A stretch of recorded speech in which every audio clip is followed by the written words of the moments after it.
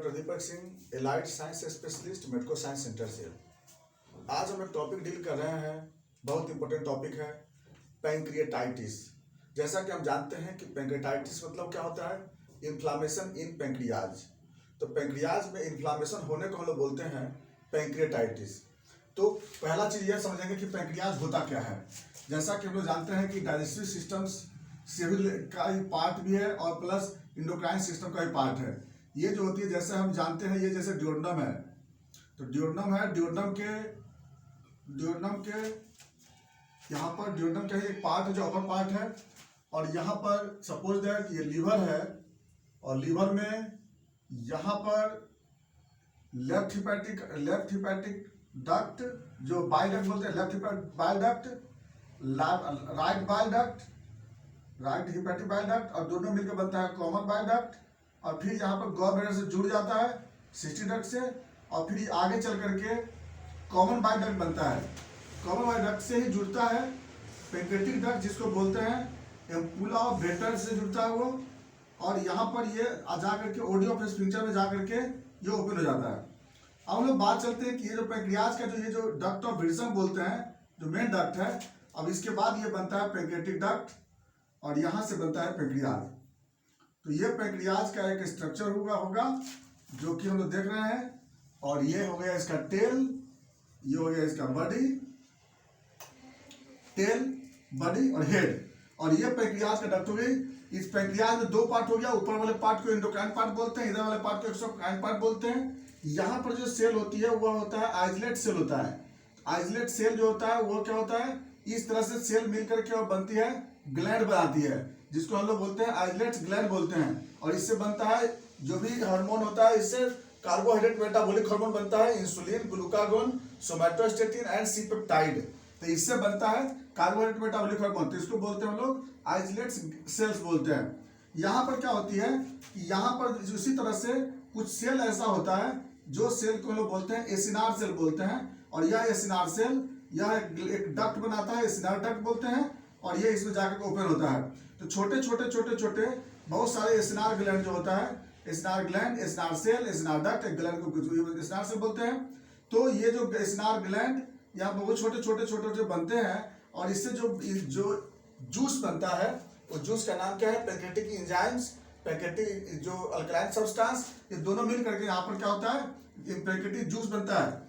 ये pancreatic juice जो होती है, जिसमें होता है एमाइलेज, लाइपेज, ट्रिप्सिनोजेन, कार्बोनिक एसिडेज, इस तरह से बहुत सारे कार्बोनाइल फॉस्फेटेज, न्यूक्लिएज, कई ऐसे एंजाइम होते हैं जो इसके अंदर होते हैं, है ना। यह एंजाइम जो होता है यहाँ पर भाग रहता है यहाँ पे, और यहाँ से यहाँ तक एंजाइम रहता है पूरा यहाँ पे। अब क्या होती है, जो इसमें जो एंजाइम होती है, एक बार समझ लेते हैं। एमाइलेज जो कि यहाँ पर स्टार्च को डाइजेशन करेगा डीआईटी में, डाइजेस्टिव सिस्टम में। लाइपेज जो फैट को डाइजेशन करेगा। ट्रिप्सिनोजेन जो प्रोटीन को डाइजेशन में हेल्प करेगा, प्रोटीन को डाइजेशन करेगा। और न्यूक्लिएज जो कि डीएनए आरएनए को डाइजेशन करता है वो। तो इस तरह से क्या है ना कि इसमें जो एंजाइम होते हैं वह डाइजेस्टिव सिस्टम में एंजाइम में भाग लेता है।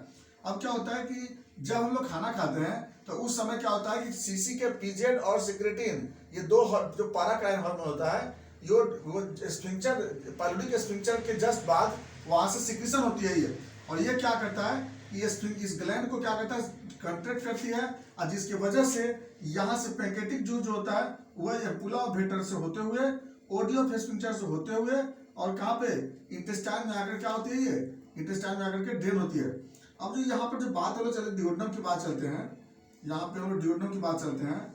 जब ड्यूोडेनम में जब ये आ जाता है ट्रिप्सिनो यहाँ पर, तो ट्रिप्सिनोजेन क्या होता है कि ट्रिप्सिनोजेन इनएक्टिव फॉर्म का एंजाइम होती है। ट्रिप्सिनोजेन जो होती है इनएक्टिव फॉर्म का एंजाइम होती है, जो कि जाइमोजेन ग्रैन्युल्स के फॉर्म में निकलती है, इनएक्टिव फॉर्म में निकलती है। तो यहाँ से जो होती है जाइमोजेन ग्रैन्युल्स के फॉर्म में यहाँ से निकलती है, और ये यहाँ से होते हुए और ये ड्यूोडेनम में आता है। ड्यूोडेनम में जब आता है तो यहाँ पर एक एंजाइम, यहाँ पर एक एंजाइम मिलता है इंटेस्टाइन में, उसको बोलते हैं इंटेरोकाइनेज। तो क्या होता है कि ये जो ट्रिप्सिनोजेन है, ट्रिप्सिनोजेन यह जो होता है इंटेरोकाइनेज के प्रेजेंस में, ये क्या होता है, एक्टिव होकर के क्या बन जाता है, ट्रिप्सिन बनता है, ट्रिप्सिन। और यह ट्रिप्सिन जो होती है वो पावरफुल प्रोटीलाइटिक एंजाइम होता है, जो कि ये प्रोटीन को डाइजेस्ट करता है। एमिनो एसिड के जो पेप्टाइड बॉन्ड होता है ना, वो पेप्टाइड बॉन्ड को क्या करता है, वो तोड़ देता है, और इसी की वजह से एमिनो एसिड जो होती है यहाँ पे अलग अलग अलग अलग हो जाता है। तो ये प्रोटीन को डाइजेशन में हेल्प करता है। ये एक नॉर्मल फिनोमेना है। लेकिन अब लोग बात चलते हैं इसके बारे में अप्लाइड के बाद, जो जिस टॉपिक के बारे में पढ़ने जा रहे हैं। तो अगर किसी भी कारण से, कोई भी कारण से इस पैंक्रियाज के पेरेन्काइमल सेल में जब यहाँ पे इन्फ्लेमेशन हो जाता है, इसको हम लोग बोलते हैं पैंक्रियाटाइटिस। अब चलिए बात आगे चलते हैं। ये दो तरह का होता है, एक्यूट पैंक्रियाटाइटिस और क्रोनिक पैंक्रियाटाइटिस। एक्यूट पैंक्रियाटाइटिस क्या किसको बोलते हैं कि वैसा पैंक्रियाटाइटिस, वैसा इन्फ्लेमेशन जो सडन डेवलप होता है, सडन ऑनसेट डेवलप करता है, और वो तुरंत डेवलप करता है इन्फ्लेमेशन, और हाई इंटेंसिटी डेवलप करता है एजेंट के एक्सपोजर होने के बाद, उसको बोलते हैं एक्यूट पैंक्रियाटाइटिस। क्रोनिक पैंक्रियाटाइटिस बोलते हैं कि जब लॉन्ग ड्यूरेशन में और बहुत काफी दिनों तक रहता है वो इन्फ्लेमेशन, उस तरह के इन्फ्लेमेशन को बोलते हैं क्रोनिक पैंक्रियाटाइटिस। उसका एजेंट का एक्सपोजर या तो बार बार रिपीटेड एक्यूट पैंक्रियाटाइटिस होती है, तब उस कंडीशन में क्रोनिक पैंक्रियाटाइटिस डेवलप होती है। क्रोनिक पैंक्रियाटाइटिस होने के बाद बचना बड़ी मुश्किल होता है, क्योंकि उसे फाइब्रोसिस वगैरह सब हो जाता है उसमें। अब जो बात आते हैं हम लोग कि इसका इटियोलॉजी क्या होता है। इटियोलॉजी देखते भी चलेंगे और इसका मैकेनिज्म भी सबसे सब जानते हैं। चलिए, तो सबसे पहला इटियोलॉजी हम इसको थोड़ा सा इधर से मिटाते जा रहे हैं, क्योंकि हमें थोड़ा सा समझना होगा, इसलिए हम लोग थोड़ा सा इधर से मिटा रहे हैं। तो नंबर 1 सबसे पहला इटियोलॉजी जो आता है इसका, वह है अल्कोहल। Alcohol, alcohol. अब ये अल्कोहल क्या होती है कि ये मोस्ट कॉमन, तो मेल में मोस्ट कॉमन हो जाएगा डिजॉर्डर ये। तो अल्कोहल जो होती है, जो सिटिस जिसको बोलते हैं, वह अल्कोहल एक दो काम करती है। पहला काम क्या करती है कि वह बॉडी से वाटर को लॉस करता है। तो वाटर के लॉस होने से क्या हो जाएगी कि पैंक्रियाटिक जूस का पानी कम हो जाएगी। तो पानी जो पैंक्रियाटिक जूस की वाटर जब कम हो जाएगी, तो पैंक्रियाटिक जूस क्या हो जाएगी, गाढ़ा हो जाएगी। अब पैंक्रियाटिक जूस जब भी गाढ़ा हो जाएगी, तो इसका जो एंजाइम हो जाएगा, उसका कंसंट्रेशन बढ़ जाएगी। कंसंट्रेशन बढ़ने से क्या हो जाएगी कि यहाँ से जो जूस होगा, जो डक्ट से यहाँ से निकलेगा नहीं, यहीं पर जूस पड़ा रहेगा। तो एक काम तो यहाँ कर दिया, कौन कर दिया ये कि अल्कोहल से क्या होगा यहाँ पर कि जूस यहाँ से प्रॉपर नहीं निकल पाएगी।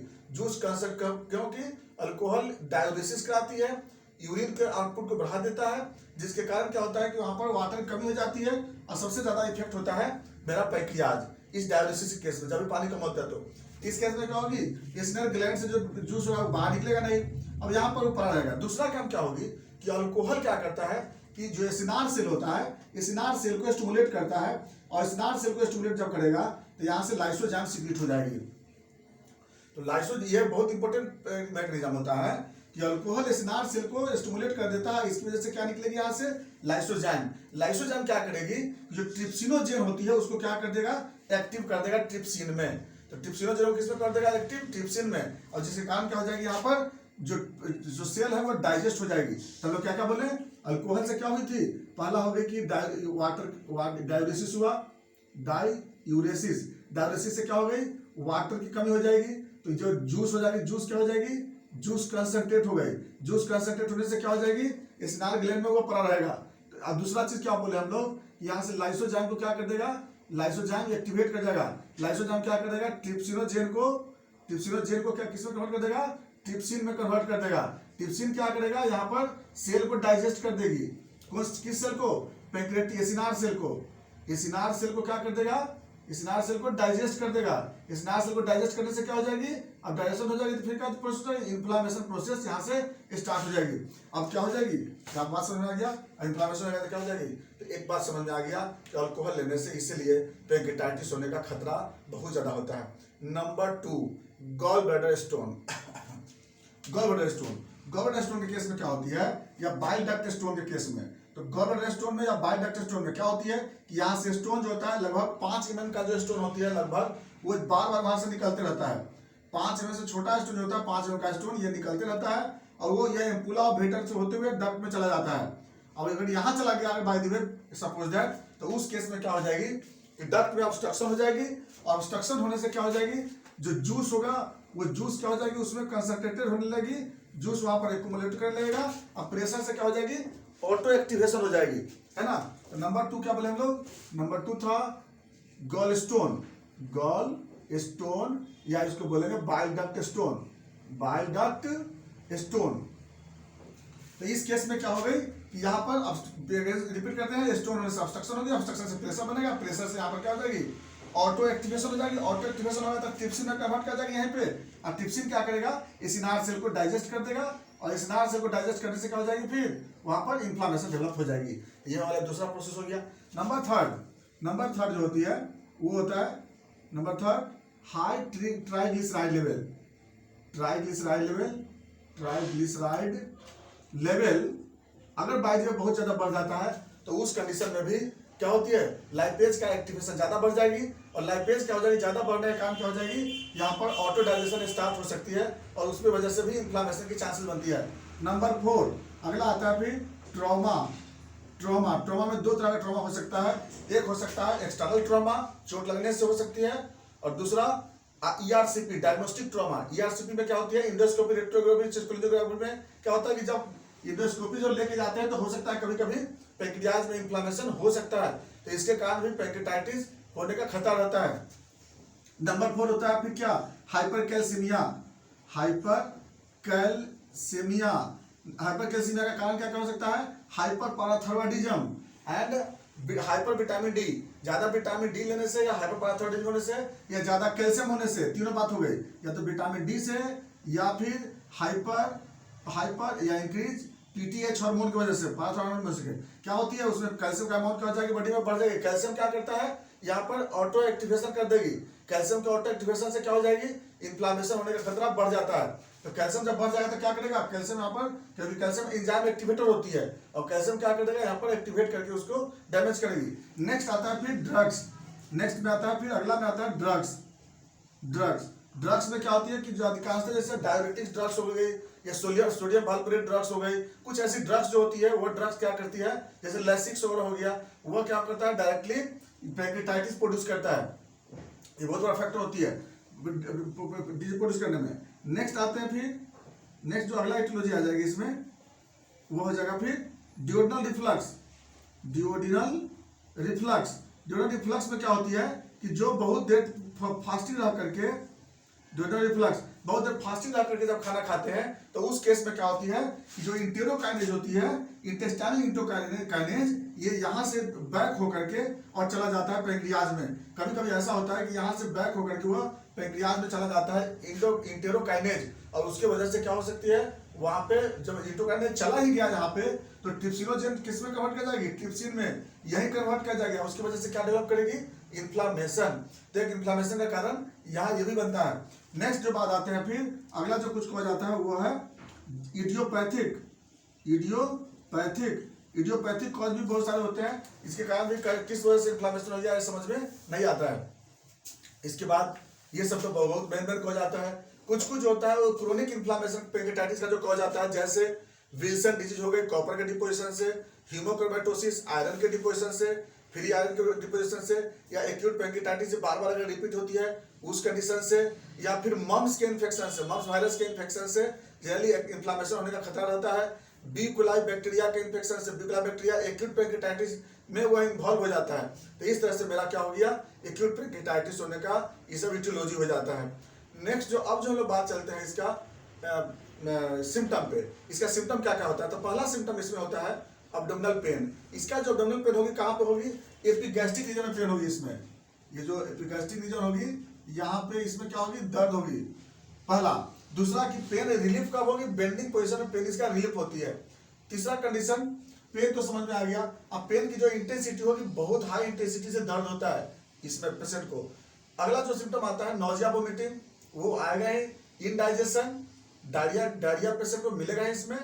इसके बाद रेस्पिरेटरी डिस्टर्बेंस, फीवर, है ना, ये सब सिम्टम इस पेशेंट को देखने को मिलता है।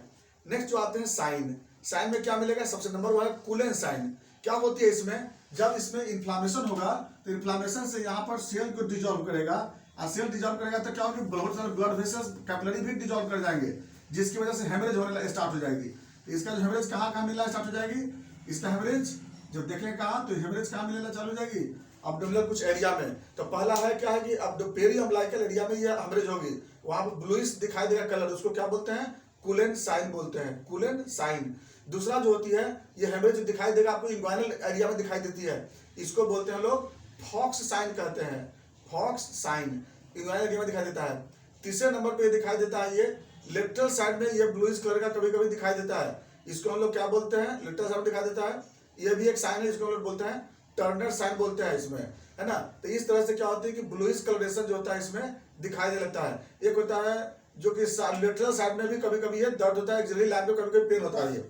ये हो गया इसका साइन। अब आते हैं बात कॉम्प्लिकेशन। कॉम्प्लिकेशन में तो एक तो आप समझ गए कि वह जो एसाइटी डेवलप करेगा इसमें, पेरिटोनाइटिस डेवलप करेगा इसमें, है ना, पैंक्रियाज डैमेज कर जाएगी, पैंक्रेटिक सिस्ट बनेगी, स्यूडोसिस्ट या पैंक्रेटिक ट्रू सिस्ट वह बन सकती है इसमें, डायबिटीज मेलाइटस क्योंकि आइसोटोप डैमेज होगी, ये भी होगी, हाइपरटेंशन, इसके बाद लंग्स फेलियोर, लंग्स फेल कर जाएगी, एसिडोसिस कंडीशन बनेगी, किडनी फेल करेगी इसमें, हार्ट फेलियोर भी इसमें हो जाएगी। 3 ऑर्गन फेलियोर करता है पैंक्रेटाइटिस में, लंग्स फेलियोर, किडनी फेलियोर, क्योंकि इसमें लाइपेज जो होती है वो बॉडी के अंदर बहुत सारे ट्राइग्लिसराइड को ब्रेक करने लगता है, एमाइलेज जो होता है ग्लाइकोजन को ब्रेक करने लगता है, जिसके कारण हमारे बॉडी में किडनी डैमेज करना स्टार्ट हो जाता है, लंग्स भी डैमेज होना स्टार्ट हो जाता है और लिवर भी स्टार्ट हो जाता है, ये किडनी।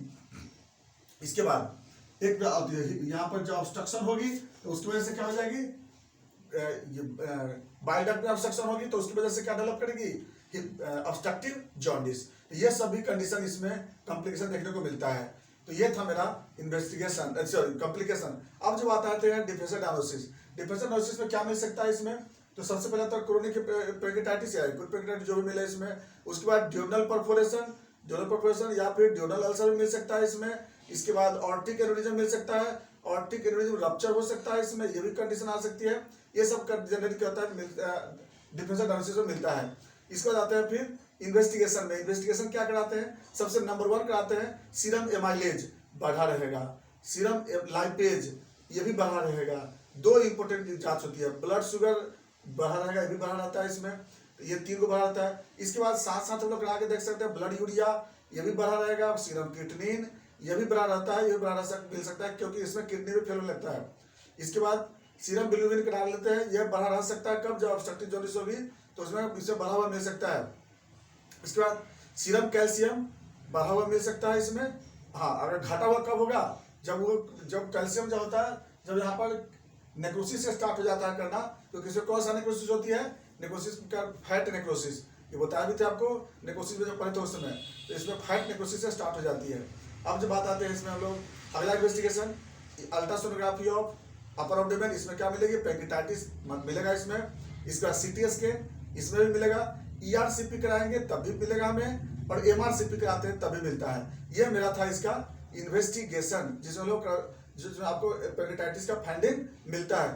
अब जो आते हैं बात मैनेजमेंट, क्या कर सकते हैं मैनेजमेंट इसमें पैंक्रेटाइटिस में, तो सबसे पहला तो काम क्या करते हैं कि अवॉइड ओरल मिल्क। सबसे पहले हम लोग क्या करते हैं कि 3 से 4 दिन तक ओरली डाइट मना कर देते हैं। दूसरा, IV इन्फ्यूजन कराते हैं इसमें। तीसरा नंबर पे जो राइस ट्यूब डाल करके हम लोग गैस्ट्रिक को हम लोग क्या करते हैं, रिमूव करते हैं, उसमें गैस्ट्रिक रिमूव कर देते हैं। इसके बाद इन्फेक्शन का ट्रीटमेंट करते हैं, जो प्रोटीन सप्लीमेंट देते हैं इसमें पेशेंट को हम लोग, है ना, और पेन रिलीफ करने के लिए हम लोग ट्रीटमेंट कराते हैं। यही हम लोग इसमें पैंक्रेटाइटिस में कराते हैं, और ये मेरा पैंक्रेटाइटिस था। अगर इसमें किसी तरह का क्वेश्चन हो तो आप कमेंट जरूर करेंगे, बाकी नेक्स्ट वीडियो में। थैंक्स।